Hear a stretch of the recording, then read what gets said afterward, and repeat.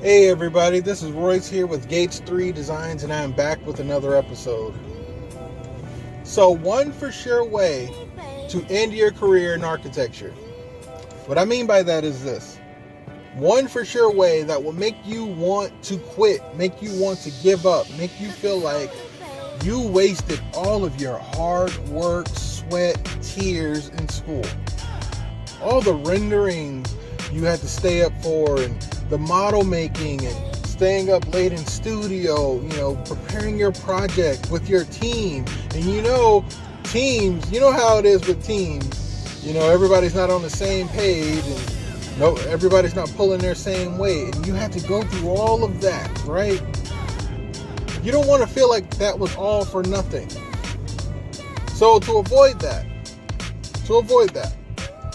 the thing is, you do not want to accept and or keep a CAD monkey position. You do not want to accept and or keep a CAD monkey position.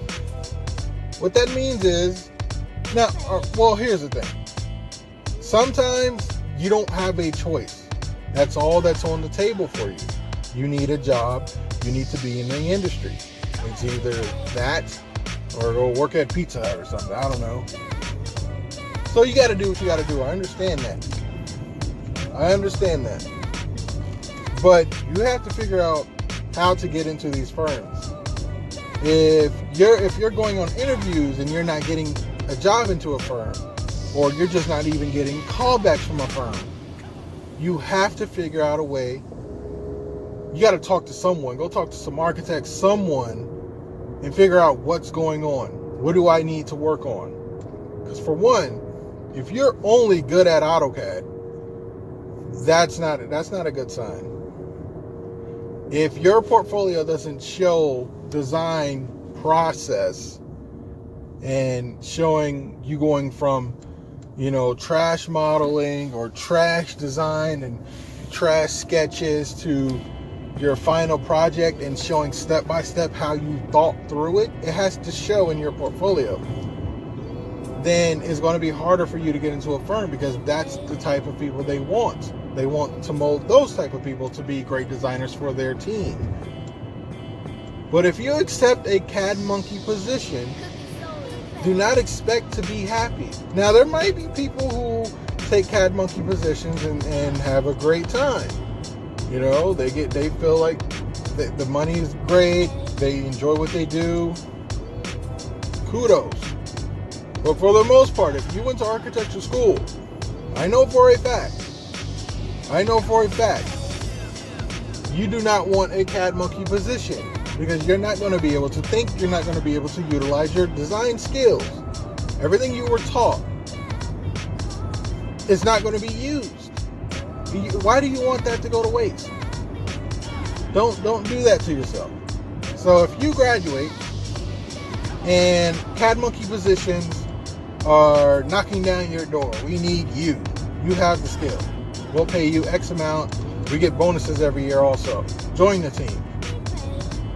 You join the team, you'll know within a month or so that this position is not for you, and you'll know if it's a CAD monkey position or not. I mean, you should know during the interview. And if it is, I'd say if you got to get your experience, and working on your skills and other softwares. If you only know AutoCAD, you need to be learning Revit, you need to be learning Form Z, you need to be learning Rhino, you need to be learning Photoshop. And when I say learn, you need to be able to put together a project in those softwares. You need to be able to put together projects using those softwares. Not a simple, I know how to make a simple block or something. No, you need to know how to use Revit. There are a lot of people who say they can use Revit, but they can't really use Revit. That's why sometimes when you go on interviews, they'll say, what's your skill level in AutoCAD or Revit? Would you say an 8? Would you say a 5? A lot of people will say a 10. And they get into the firm. Hey, how do you do this in Revit? Hey, how do you do that in Revit? What does this mean? Why do I keep getting these warnings? It's like, come on, man, I thought you were 10. Well, yeah, but, like, really know it. Like, it's okay to admit that you don't know something. So what you do is, if you're in school right now and you aren't that great at Revit and you don't know someone who's like tremendous at it who can teach you, go. It's worth paying for an online class, or if they offer it at your school, pay to learn it and pay to really learn it. Like, not just some basic stuff, like really understand how to put together a whole construction set of documents or something in Revit or Form Z or whatnot. So that's all I wanted to talk about. If you don't want to feel like you wasted your time in school, don't stay at a CAD monkey position the rest of your career. I'd say no longer than 2 years, and that's a bit of a stretch. If you took a CAD monkey position, at the same time you need to be studying other programs to get your skill level up so you can get into a firm. You don't want to just sit in front of AutoCAD all day, every day. Trust me. As an architecture student, no you don't. No you don't. It's not what you went to school for.